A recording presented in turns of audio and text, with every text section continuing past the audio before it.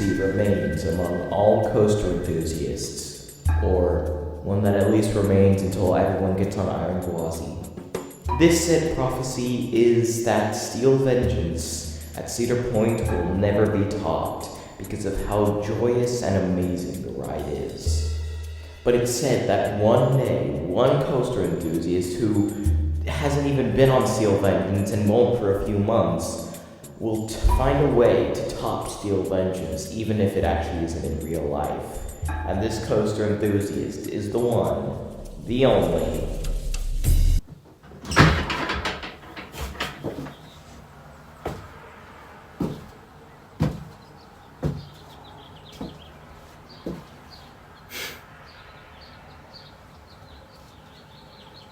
Why is it so wet? Seriously though, why has it been so wet today? Like, everywhere I go, something is moist. This is like the only dry place here. What happened? It didn't rain last night, did it? No, it didn't. And whatever. Anyway, why did I come here again? Oh, right. Yes, I am here to figure out how to make a better Steel Vengeance, but I don't see anything that can help me out here, so I don't know why I came here. Alright then.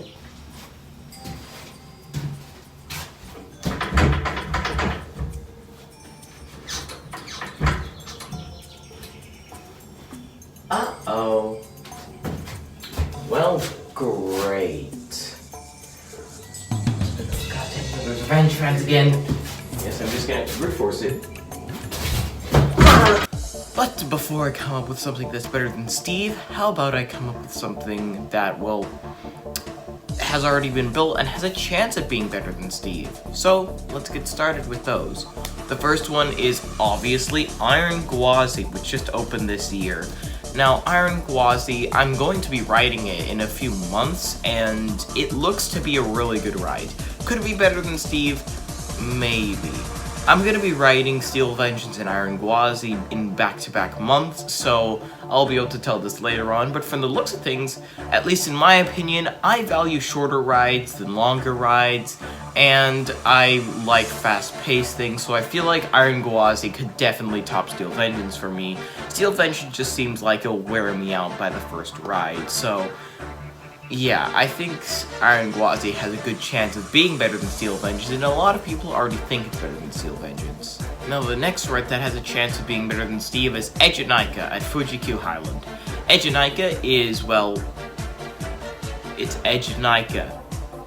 What do I need to say about this? It's literally x2 times 2, so it's x22.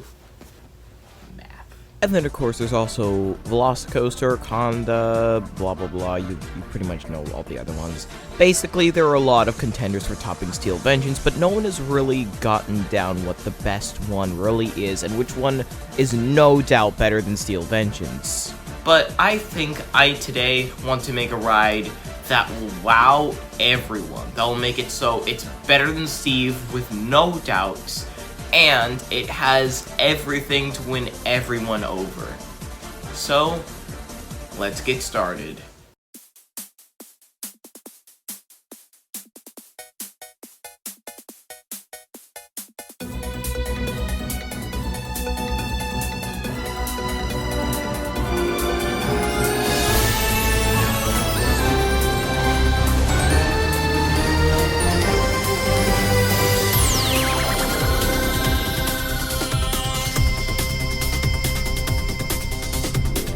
After creating the new park and then creating the new coaster, that's when I realized that, how am I actually going to do this? Because, you see, all of these coasters that can top Steve focus on one thing mainly, and they do the others really good, but not good enough. For example, Velocicoaster very much focuses on theming, and then the ride experience, while yes, it is absolutely amazing, it obviously can't top the absolute insane airtime of Steve or the relentlessness of Iron Gwazi. Iron Gwazi focuses on whippiness, thrills, and pacing, but does not have much theming. What I want to do is I want to combine all the good elements, the rapidness of Steel Vengeance, the quick and pacedness of Iron Gwazi, and the theming of Velocicoaster all into one coaster. Now, obviously, I am very bad at theming in No Limits, so I'll just try and recreate this coaster in Planet Coaster, and then hopefully you can all get across what I'm trying to go for the theming here. I decided that the first element of the coaster should be a launch to lift hill, because I mean, like, come on, who doesn't like a launch lift hill? And it removes probably the worst part of most coasters, which is lift hill. Even though they do provide some nice anticipation, it would be a lot better if the ride just got off to a bang with a launch to lift hill. So I decided that's what I would start with, meaning that this is actually the world's tallest hybrid launch coaster, because whoever would buy this would certainly go for that. After fully creating the launched lift hill and a drop afterwards, I decided to see what the coaster did. So here is the first POV.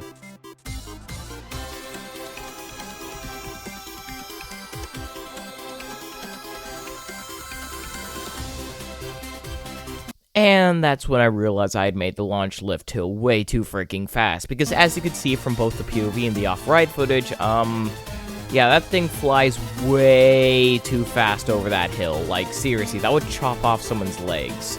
So, yeah, I decided not to go for that, and instead tried to basically just copy Lightning Rod with its launch lift hill, and then after that, I'd have just a simple, well, 2 small little airtime hills, and then that would basically just lead to the rest of the ride, because very obviously that giant drop was not working, and I'd also had to slow down the lift hill a lot, because, yeah, as you can tell, that did not go well.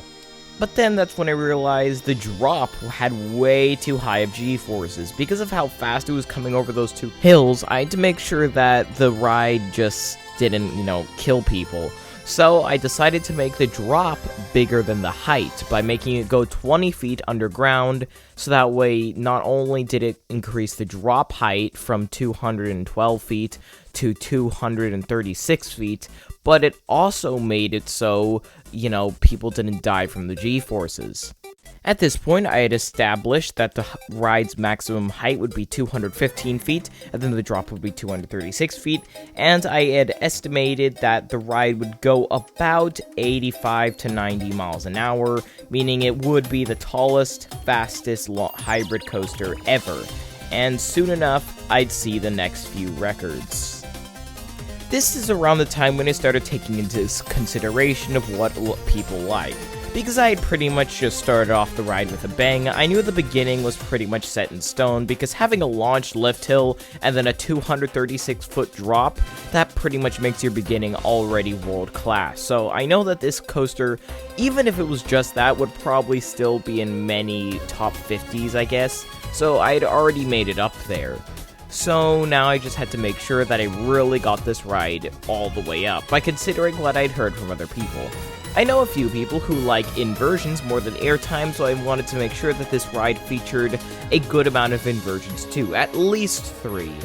And I also know that I and many other coaster enthusiasts like airtime, so I wanted to make sure that this ride featured as much airtime as possible, and I also wanted to make sure that it was whippy and quick like Iron Gwazi, had at least some sort of good-looking stuff like Velocicoaster, and had a ending that could not be topped just like Steel Vengeance. With that in mind, I continued making the coaster, and I slowly begun to achieve those things. The first one I achieved was the 4 inversions. But the 4 inversions are all before the mid-course, so in the middle and the beginning section of the ride. Meaning that, oh yeah, and also this ride does have a mid-course, but don't worry, it does not take away from much of the ride experience at all, and it's purely because I want this ride to run 3 trains, because very obviously this ride would get so massive lines, and it needs 3 trains. So, yeah, all the 4 inversions are experienced in the beginning and the middle of the ride. And, of course, there's also all those airtime moments that I mentioned, as well as a few weird moments that don't really have anything, but are just simply cool. Like, for example, I added a river to make it look good, and I had the roller coaster going over that river at some point, and I had to just do some nice turns on top of it, which just looked cool. And then, of course, I had that finale, but you'll see that later. So, at that point, I was done with the ride. It looks really good. I didn't really do much with the theming aspect, but I did do something else. And I also, of course, made it a world-class coaster, because even if this isn't better than Steve, it is still a world-class coaster, but I do definitely think this is better than Steve. It already is better, with the fact that there are so many airtime moments, and the fact that it is literally almost 1,000 feet longer than Steve. So, here's the POV.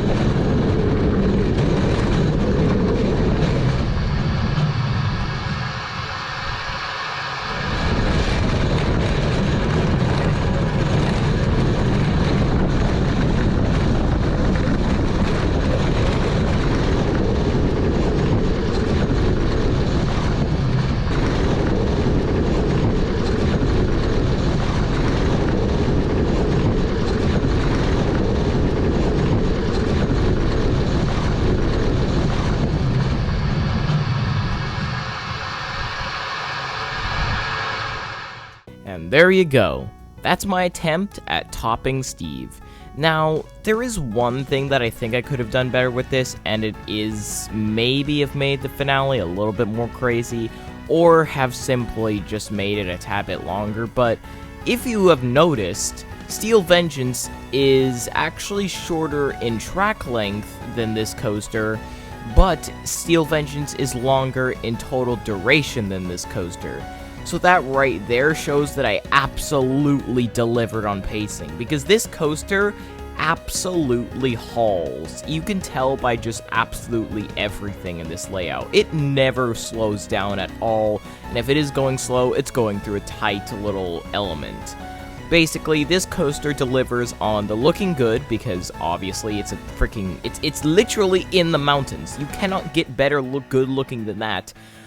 It is really good on pacing, it has 4 inversions, it's really long, or at least long for an RMC, and it's very, very airtime filled. So basically, I think I delivered very well on all of the things I was going for, and I think that, honestly, this could be the coaster that, honestly, no debate, is better than Steve, because this pretty much just does everything Steve does, but better. It has 4 inversions, each of which are a lot more whippy, and, well, they're pretty much the same amount of whippiness, but some of them are a lot more, like, going in and out faster.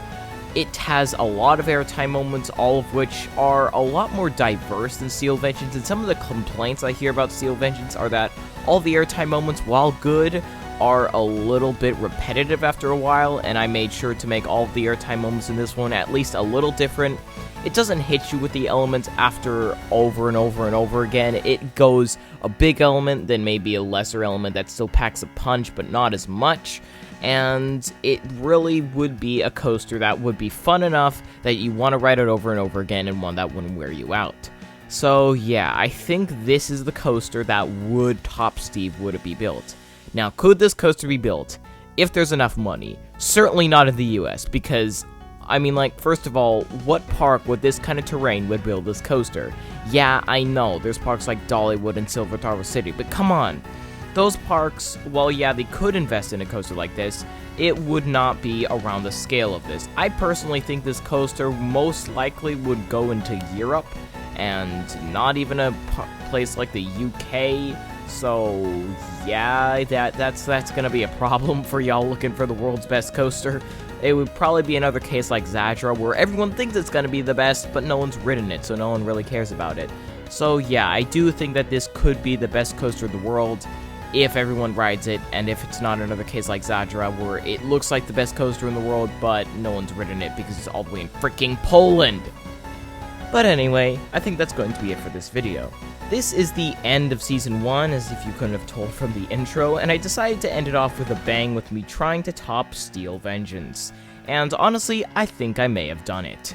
So, if you think I did, comment your thoughts in the, well, comments, and tell me what you think of this coaster I made, because I personally think that it has a very, very, very, very good chance of topping Steve, and it is a very non-debatable coaster that this is at least a top 3 coaster. So, hope you liked this video. Subscribe if you haven't yet. If you'd like even more beyond subscribing, leave a like. And I was the Coaster Critic, you're the viewer, and I'll see you in the future. Goodbye.